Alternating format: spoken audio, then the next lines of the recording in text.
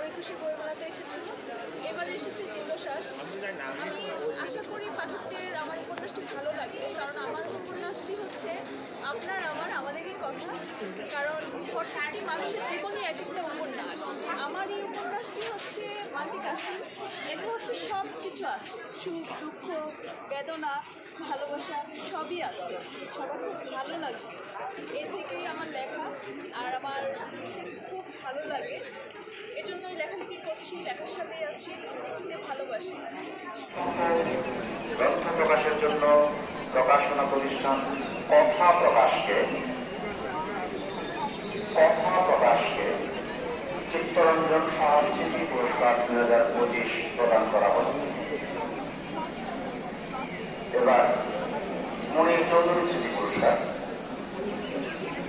2024 সালে প্রকাশিত গ্রন্থের মধ্য থেকে গুণমান ও শৈল্পিক বিচারে সেরা গ্রন্থের জন্য প্রকাশনা প্রতিষ্ঠান পাঠক সমাবেশ তাদের গ্রন্থ প্লেটো জীবন ও দর্শন আমিনুল ইসলাম ভূঁইয়া রচিত গ্রন্থের জন্য,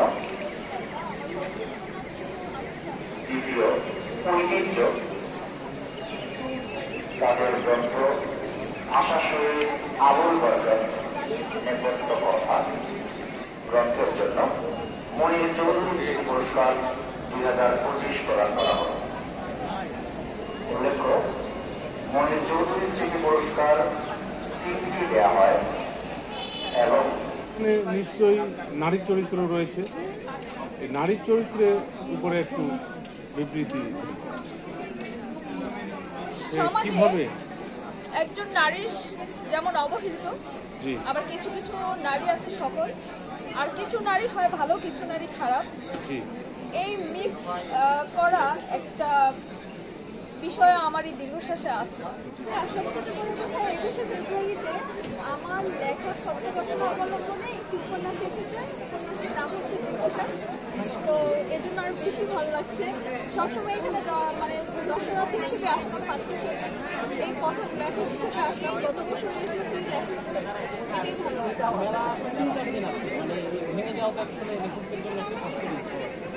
ভীষণ কষ্টের। 1 বছর অপেক্ষা করতে হয়, তবে আবার আসবে, তবে আবার নিজেরা সবার সাথে দেখা হবে, কথা হবে, খারাপ তো লাগবে। প্রায় শেষ পর্যায়ে আপনার বই নিয়ে বলবেন, মেলা নিয়ে আপনার অভিজ্ঞতা বলবেন। ভালো লাগা কাজ করে যে বছর শেষে কবে মহান অমর একুশে বইমেলা আসবে, এখানে আসবো। তবে ছোটবেলা থেকে সবসময় এখানে আসতাম পাঠক হিসেবে, কখনো ভাবিনি যে এখানে আমি লেখক হিসেবে আসবো। গত বছরও সৌভাগ্য হয়েছে লেখক হিসেবে আসার, এবারও লেখক হিসেবে আসতে পেরেছি।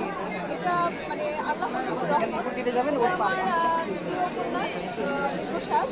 আচ্ছা, বইটা শানে নজুর কিভাবে ভাবনা এলো, শিরোনাম, এগুলো নিয়ে কি বলেন? আমাদের সমাজের সমাজ সংসারের বাস্তবতা, বাস্তব চিত্রগুলি থেকে আমার মনে হলো যে দীর্ঘশ্বাস একটি উপন্যাস লেখা যায়। আমাদের সবার মনেই না দীর্ঘশ্বাস, আমরা নিজের অজান্তে কখনো কখনো দীর্ঘশ্বাস করি। তো এই থেকে আমার এই নামটা দেওয়া।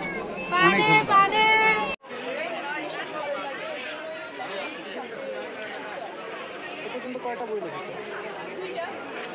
এটা আমার সেকেন্ড বই, 2টা বই লেখা হয়েছে। সমাজ এবং সংসার মিলিয়ে যায়, আপনার আমার কথা মিলিয়ে একটা উপন্যাস। তো এটাই তো আনকমন, আমাদের জীবনটাই উপন্যাস। এখানে গল্পই হতে পারে, সুখ দুঃখ কষ্ট বেদনা প্রেম ভালোবাসা সবই আছে।